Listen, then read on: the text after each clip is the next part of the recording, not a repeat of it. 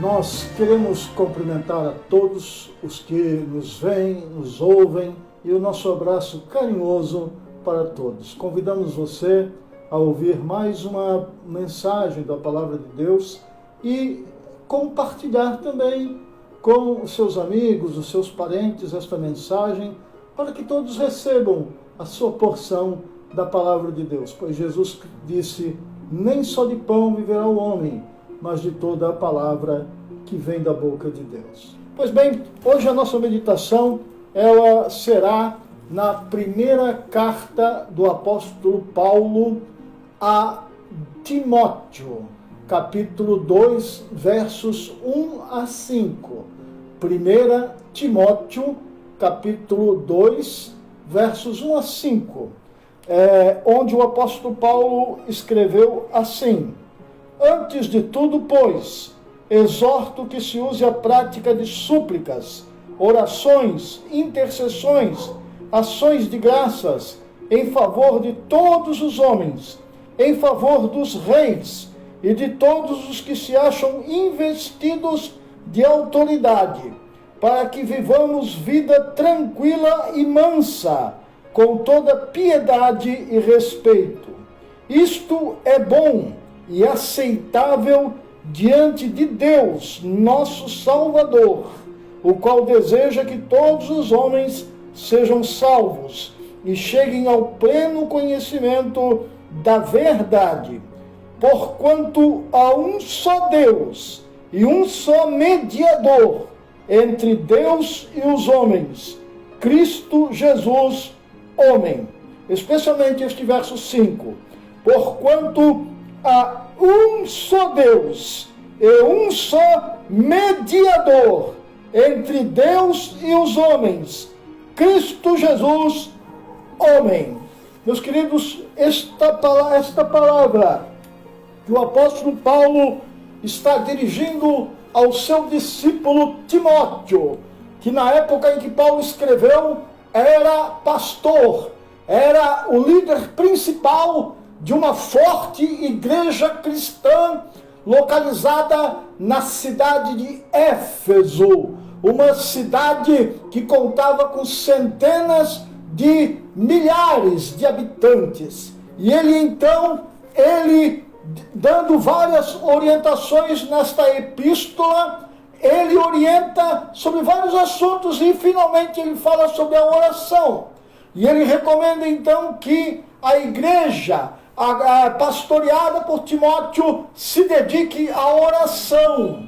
Há uma frase que diz que a oração é a alavanca que move os braços de Deus. E o Senhor Jesus disse: o que vocês ligarem na terra será ligado nos céus. E então o apóstolo Paulo recomenda para Timóteo que ele coloque a igreja para orar. A igreja significa o povo reunido de Deus. No tempo do Novo Testamento, quando se falava em igreja, não se estava referindo a um prédio ou uma denominação com esse ou aquele nome. A palavra igreja significa uma reunião de pessoas, os chamados para fora. Então ele estava dizendo para que o rebanho de Cristo, a igreja, o povo de Deus, se colocasse em oração pelas autoridades, pelo povo, por todos. E ele diz assim, e ele diz então que se deveria orar, logicamente, a Deus, porque desde do Antigo Testamento até o final do Novo Testamento, tanto os judeus quanto os cristãos, quer judeus, quer gentios, só tinham em sua mente que deveria orar a uma só pessoa, o Deus Criador dos céus e da terra, a mais nenhum outro. Isso está presente na famosa Shama Israel, em Deuteronômio capítulo 6, verso 4, onde diz: ouve, ó Israel, o Senhor é o único Deus. Então toda a oração deve ser unicamente dirigida a Deus, e assim faziam os cristãos também. O próprio Senhor Jesus ensinou isso, quando ele lá em João 16, 23, ele disse: tudo que vocês pedirem ao Pai, em meu nome, eu vou concederei. Então, o apóstolo Paulo diz que as nossas orações, seguindo a tradição judaica e aquilo que foi ensinado por Jesus, devem ser dirigidas a Deus. E olha que tinha gente boa que talvez, pelos critérios de hoje, poder-se dirigir oração a eles. Há uma certa organização religiosa por aí que diz que se o fulano na sua vida tiver feito um milagre, já dá para colocar ele aí no rol daqueles a quem se pode fazer orações. Veja bem, no tempo de Paulo, ele já havia vivido Moisés, que fez pelo menos 15 milagres. Só lá nas pragas do Egito foram 10. Mais a abertura do Rio Vermelho, mais várias outras na Terra Prometida, bota uns 15 aí. Então não faltavam opções. Tinha Moisés, tinha Enoque, que foi levado aos céus antes de morrer. Tinha um bocado de opções. Mas eles oravam somente a Deus. Porque assim eles foram ensinados e porque assim é o certo. Diz o Antigo Testamento e diz o Novo. Pois bem, ele diz que nós devemos orar aqui somente a Deus. Porque há um só Deus e um só mediador entre Deus e os homens. Meus queridos, essa palavra mediador, ela é importantíssima. No português, nós estamos falando aqui em português, é claro. Pois bem, a palavra mediador, no idioma português, significa uma pessoa que intervém entre as partes, uma pessoa que é um intermediário. Essa palavra mediador, ela vem da palavra grega. Como nós sabemos, o Novo Testamento foi escrito em grego koiné. E essa palavra grega é a palavra mesites, que significa um intermediário, um conciliador, aquele que faz a paz entre as partes, um intercessor. Então, o apóstolo Paulo está dizendo aqui que há um só mediador, há um só intercessor entre Deus e os homens. Há um só que se coloca entre Deus e os homens, entre os homens e Deus. E quem é este? Quem é este? No verso 5 diz: porquanto há um só Deus, um só mediador entre Deus e os homens, Cristo Jesus, homem. Aleluia! E no verso 6 ele ainda continua dizendo assim: o qual a si mesmo se deu em resgate por todos. Essa era a verdade que a igreja primitiva pregava. Esta é a verdade que a igreja continuou pregando durante os primeiros 100 anos, durante os segundos 200 anos, 300 anos, 400 anos depois de Cristo. Jesus Cristo é o único mediador entre Deus e os homens. Só Ele intercede por nós. Só Ele nos faz a paz com Deus. Pois bem, irmãos, será que foi só o apóstolo Paulo que falou isso?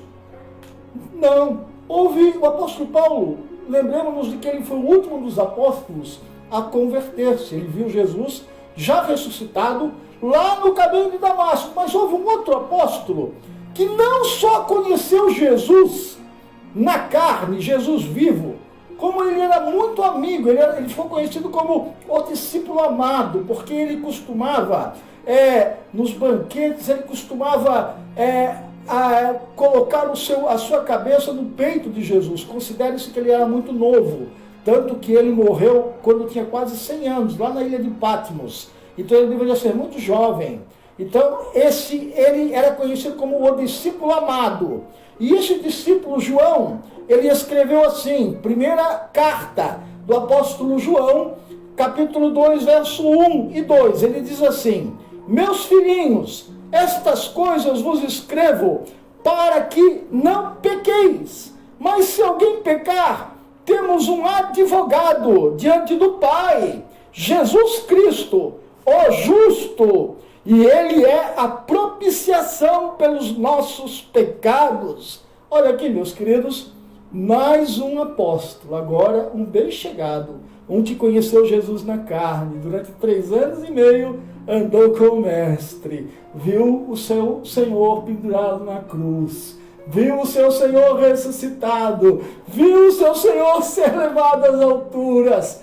E ele diz, se nós pecarmos, nós temos um advogado diante do Pai. Aleluia! E eu pesquisei essa palavra advogado no grego, porque no grego, e essa palavra advogado é a palavra parakletos, que é a mesma palavra usada para o Espírito Santo, e no grego significa, a palavra parakletos significa alguém chamado para ajudar, advogado, intercessor, alguém que defende. Ou seja, se nós pecarmos, nós temos um advogado, um paracleto, um defensor diante de Deus, aleluia! E ele é mais do que habilitado por isso.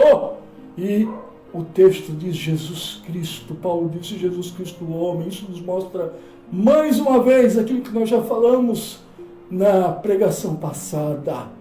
A bondade vem de cima, a salvação vem de Deus. A religião humana são os homens tentando fazer coisas boas para alcançar a Deus. O Evangelho é Deus fazendo, é Deus nos alcançando. Há um homem lá em cima, com marcas nas mãos e nos pés, com marcas nos lados. Há um homem que provou o pecado, que provou a ira de Deus por nós. Chama-se Jesus Cristo. Aleluia! E se nós pecarmos, nós temos um advogado. Por isso nós não precisamos que Paulo interceda por nós, que Maria interceda por nós, que Joaquim interceda por nós. Nós não precisamos. Primeiro porque eles não podem. Porque a Bíblia diz que os mortos não sabem coisa alguma. Eles estão lá no paraíso e não sabem de nada que está acontecendo aqui. Segundo lugar, porque nós já temos um advogado. Ele é mais do que suficiente. Agora você me pergunta, mas espera aí, Jesus Cristo então, se eu pecar, eu peço a Deus perdão e digo, Deus me perdoe porque Jesus Cristo morreu por mim. Mas e se eu quiser alguma coisa que não seja pecado?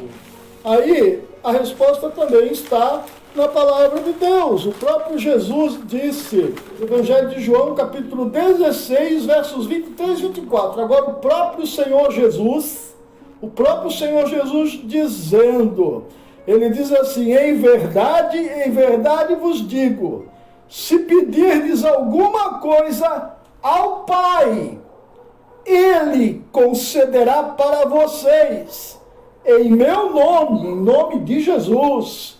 Veja bem, não é em nome de Pedro, de Paulo, de Francisco ou de qualquer outro. Em meu nome, em nome de Jesus. Até agora nada tendes pedido em meu nome. Pedi e recebereis, para que a vossa alegria seja completa. Aleluia! Você sabia que há na Bíblia mais de 8.000 promessas de Deus? Promessas significa coisas que Deus resolveu fazer em favor de nós.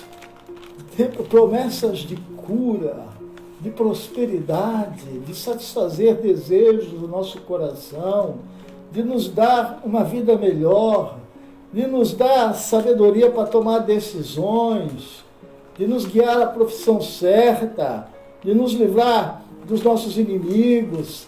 Há uma série de curar doenças.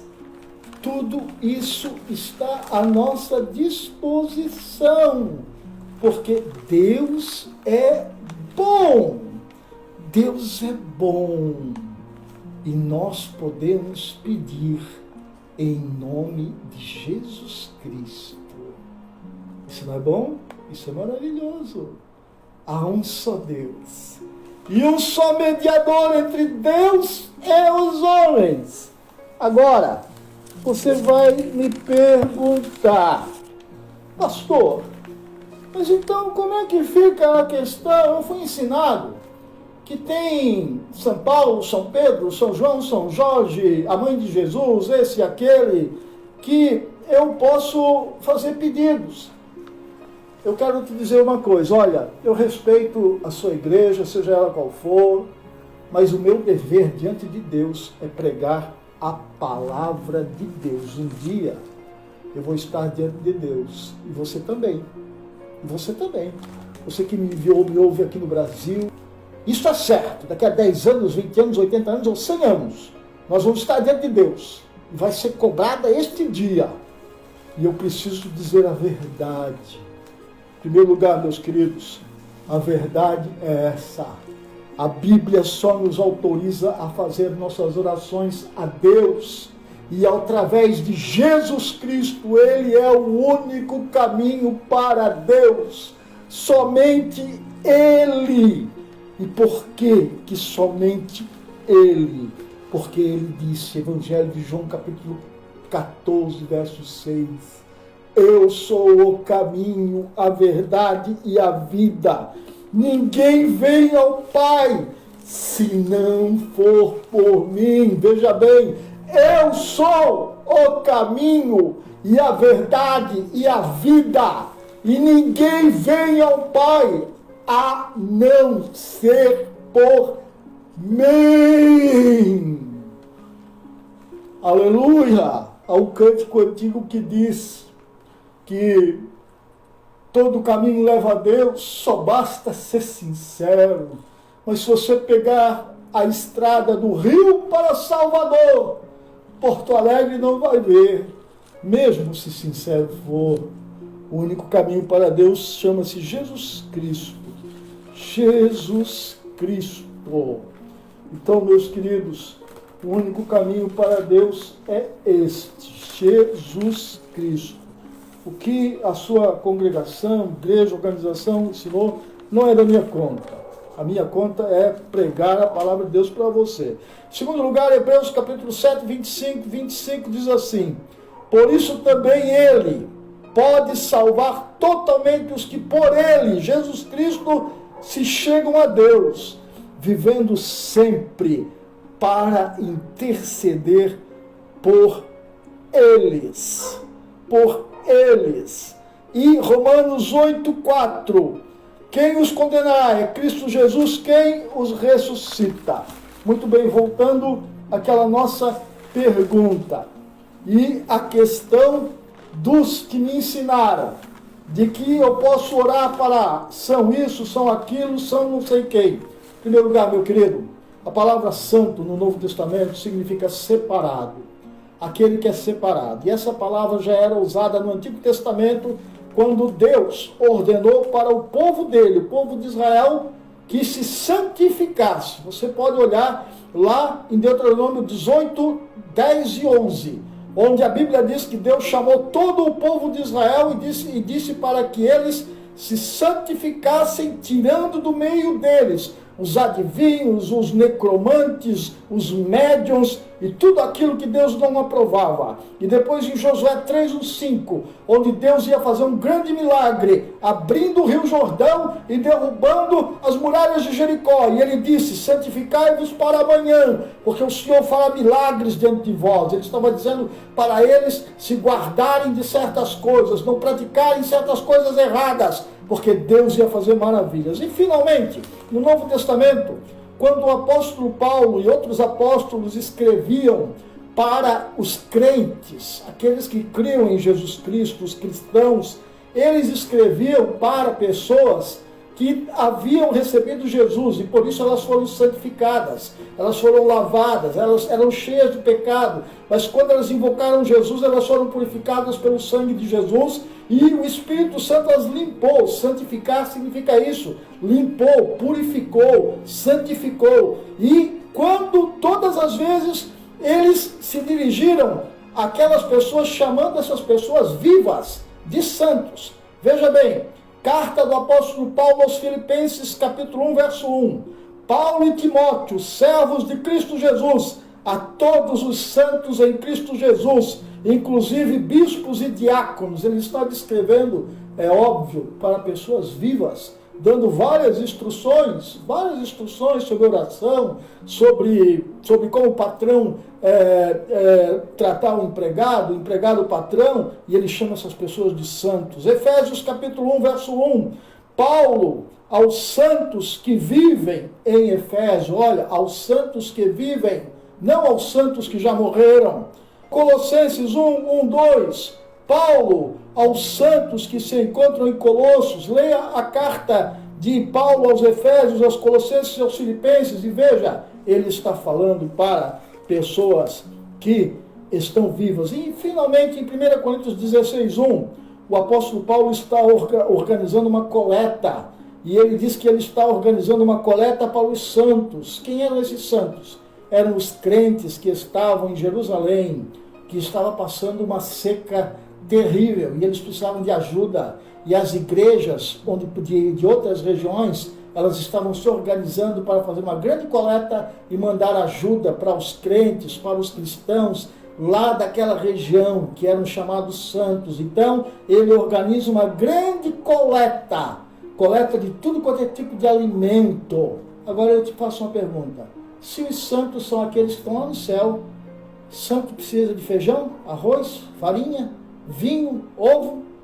Meu querido, esse negócio de santo aí, que você aprendeu, foi declarado lá pelo ano 400, 500, por uma certa organização religiosa. Porque na Bíblia, santo é toda aquela pessoa que, sendo pecador, reconhece que é pecador, se arrepende e recebe a Jesus. Aí o Espírito Santo entra nessa pessoa, o sangue de Jesus purifica essa pessoa e ela é santificada. Por isso que o apóstolo Pedro disse assim: sede santos, como o Senhor é santo. Por isso que lá em Apocalipse, o autor do Apocalipse diz assim, olha, depois de falar de toda a sujeira do mundo, ele diz assim, olha, quem é sujo, suje-se mais, porque está acabando. Quem é santo, santifique-se mais, ou seja, fique vigilante na presença de Deus, porque Jesus está voltando. Meu querido, nosso objetivo não é falar mal de nenhuma igreja. Nosso objetivo é falar a verdade da palavra de Deus para você. Porque Jesus Cristo disse, conhecereis a verdade, e a verdade vos libertará. Que Deus te abençoe.